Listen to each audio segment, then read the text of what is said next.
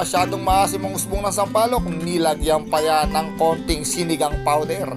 Yan po ang magpapaasim sa ating sinigang na baboy mga katambay.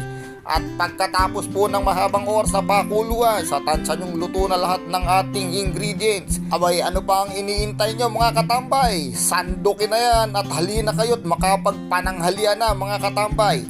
Napakasarap ng ating sinigang na baboy, kompletos ricados mga katambay. Sa paghigop nyo ng sabaw, ramdam nyo na merong gabing nanunood sa inyong lalamunan. Napakasarap nito mga katambay. Sa muli po, kami po'y nakapagluto na naman ng isang napakasarap na ulam mga katambay. Lagi po akong nagpapaalala sa inyo, kung iyong nagustuhan ang aming niluto, huwag pong kalimutang i-follow, mag-share at mag-like at mag-comment sa aming Facebook page. Ang inyong nakatambay na chef, Chef Boy